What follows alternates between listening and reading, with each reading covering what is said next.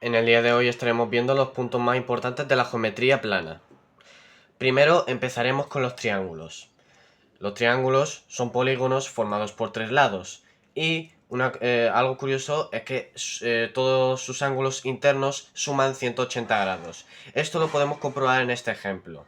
Podemos ver que si ponemos una recta paralela a la base del triángulo, evidentemente, y continuamos estos dos lados, como lo vimos el otro día en los conceptos básicos de geometría, dos ángulos que son paralelos o contrarios tienen el mismo valor. En este caso, beta. Lo mismo pasa con estos dos y lo mismo pasa con estos dos. Y al sumarlos nos termina dando un ángulo de 180 grados.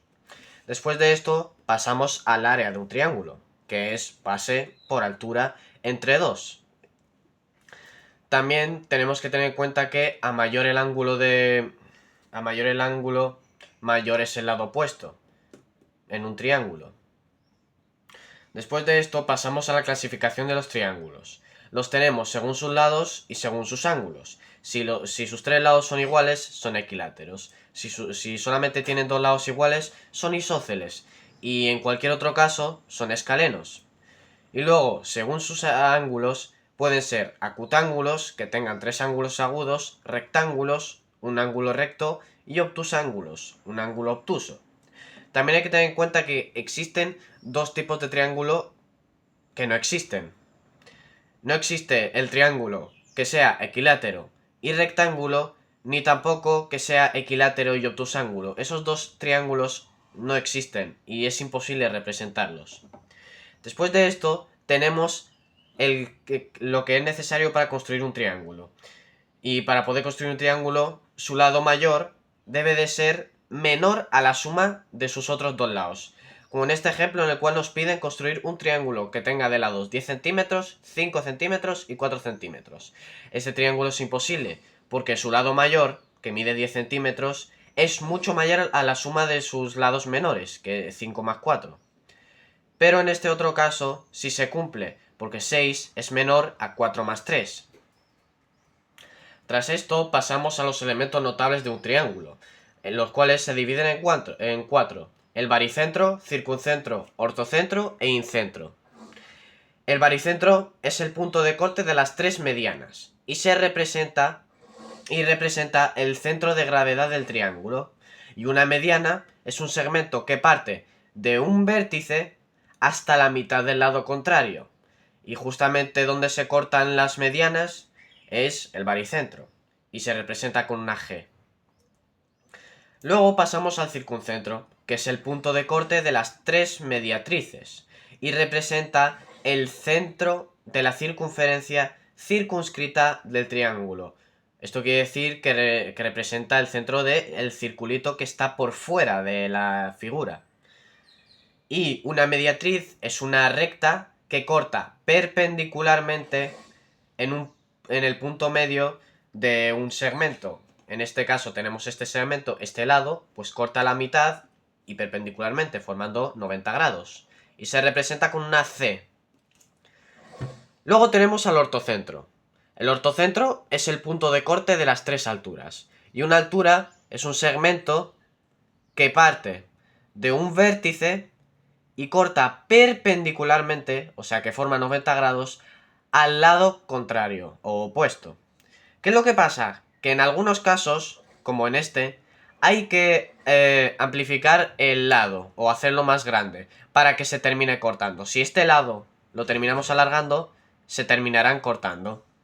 Y el ortocentro se representa con una O.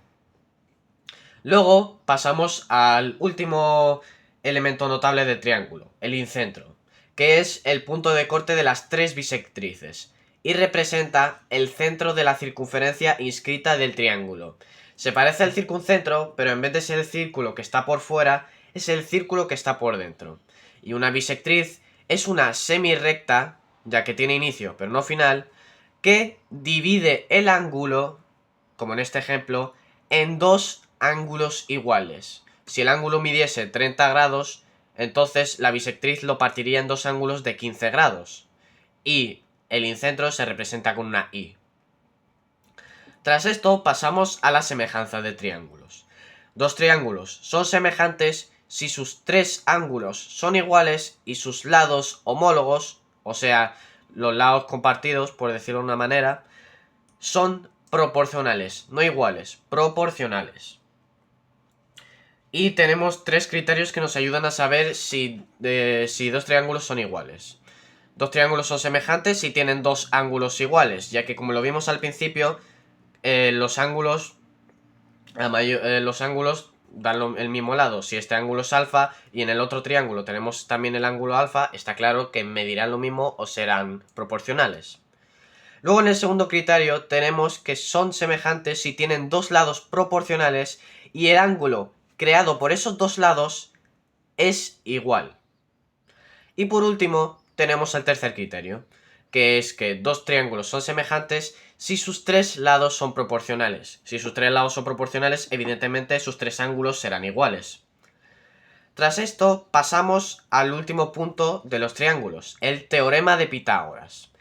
El teorema de Pitágoras nos dice que en un triángulo rectángulo, el cuadrado de la hipotenusa, que es el lado mayor, que siempre será este, al cuadrado es igual a la suma de los catetos al cuadrado. Como tenemos en este ejemplo, A es la hipotenusa, el lado más grande, pues A al cuadrado es igual a B más C al cuadrado, los dos catetos, los dos lados menores a la hipotenusa. Y esto nos ayudará a poder saber uno de estos lados. Cuando nos falte un lado podremos hacer Pitágoras para saberlo. Después de los triángulos pasamos a los cuadriláteros. Antes de nada hay que ver que la suma de los ángulos internos o interiores de un cuadrilátero siempre son 360 grados. ¿Y por qué son exactamente 360 grados? Pues porque todos los cuadriláteros se pueden dividir en dos triángulos, y si un triángulo tiene 180 grados, está claro que dos triángulos sumarán 360 grados.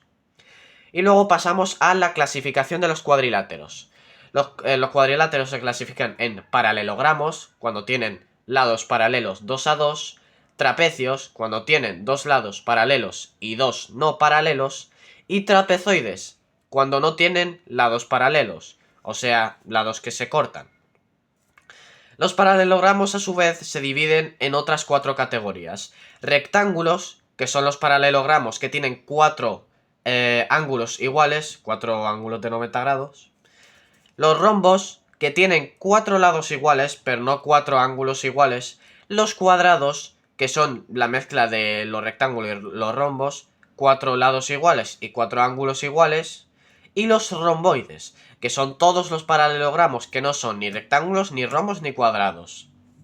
Tras esto pasamos a la clasificación de los trapecios, que se subdivide en tres. Están los trapecios rectángulo, que son aquellos que tienen dos ángulos rectos. Están los trapecios isósceles, que son los que los lados no paralelos, o sea, los que se cortan, estos, miden lo mismo. Y luego están los trapecios escalenos, que son los trapecios restantes, que no son ni rectángulos ni isósceles. Y por último tenemos los trapezoides, que no tienen ninguna clasificación. Aunque sí que es verdad que encontramos algunos trapezoides que son especiales, como el cometa. Tras esto pasamos al área de los cuadriláteros. Para hallar el área de un rectángulo se hace base por altura. Y en este caso no se pone entre dos porque, como hemos dicho antes, si un rectángulo, perdón, o cualquier cuadrilátero es dos veces un triángulo, entonces el área de un triángulo será la mitad. Luego, el área de un rombo es la diagonal menor, o sea, esta, por la diagonal mayor, esta, entre 2. El área de un cuadrado, fácil, base al cuadrado, porque todos sus lados miden lo mismo. Y el área de un romboide es base por altura.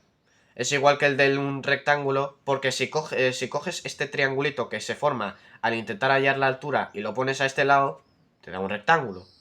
Y por último, el área de un trapecio se consigue haciendo base mayor más base menor entre 2 por altura.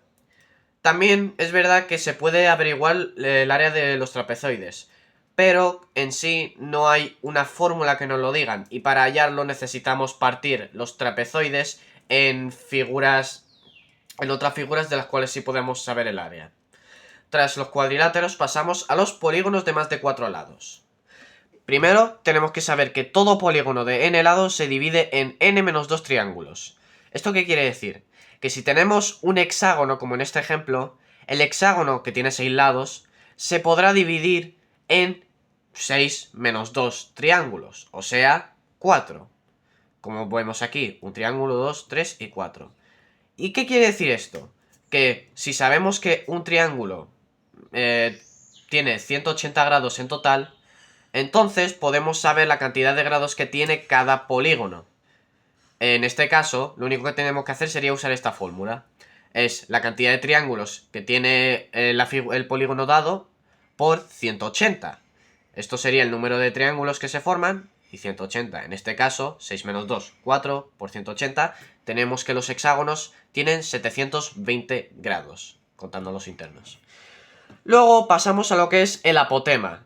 El apotema está presente solo en los polígonos regulares. Y es un segmento que va desde el centro del polígono regular hasta el punto medio de uno de los lados. Desde aquí hasta aquí. En este ejemplo. ¿Y para qué nos va a servir el apotema? El apotema nos va a servir para saber el área de un polígono de más de 4 lados. Si el polígono no es regular, evidentemente no hay fórmula fija. Pero si el polígono es regular, la fórmula será perímetro por apotema entre 2.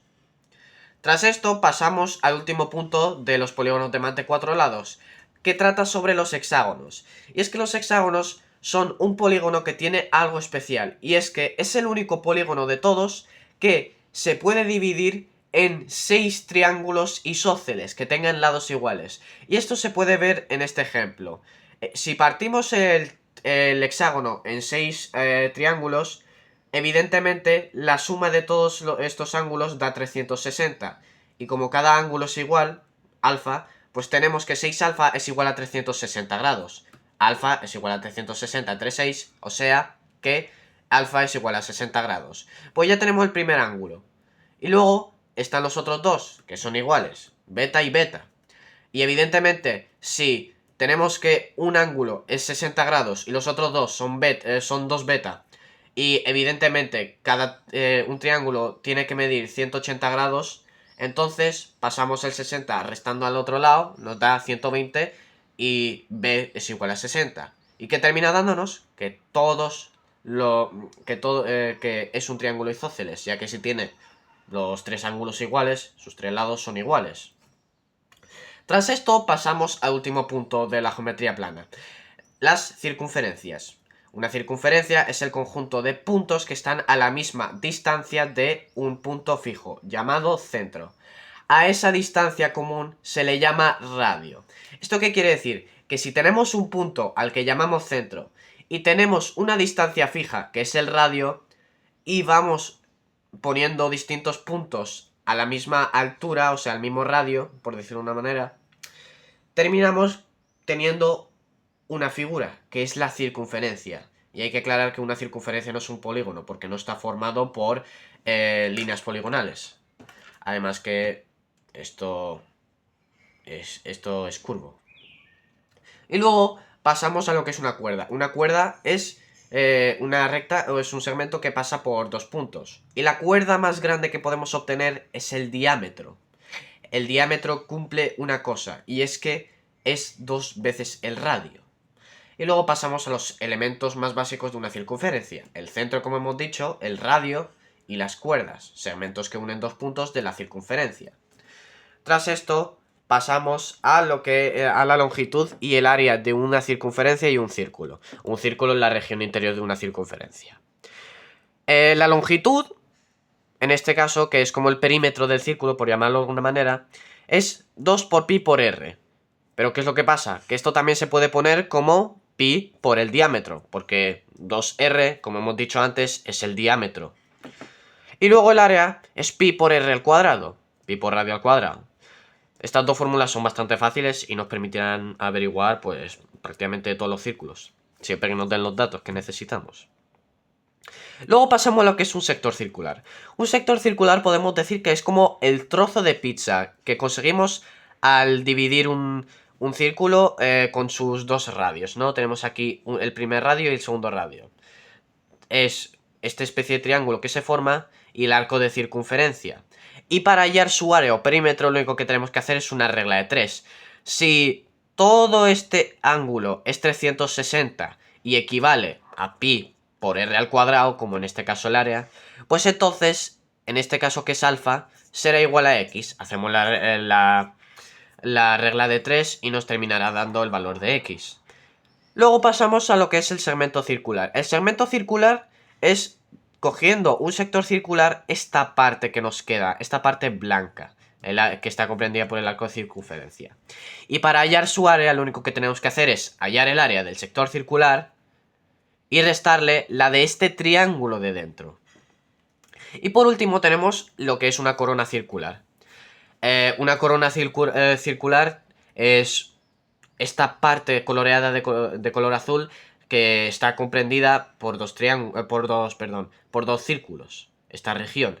Y para hallar su área lo único que tenemos que hacer es al área más grande, al área del círculo más grande, restarle el área del círculo más pequeño. Y para el perímetro lo único que tenemos que hacer, perímetro longitud, lo único que tenemos que hacer es sumarle la longitud del círculo más grande a la del más pequeño.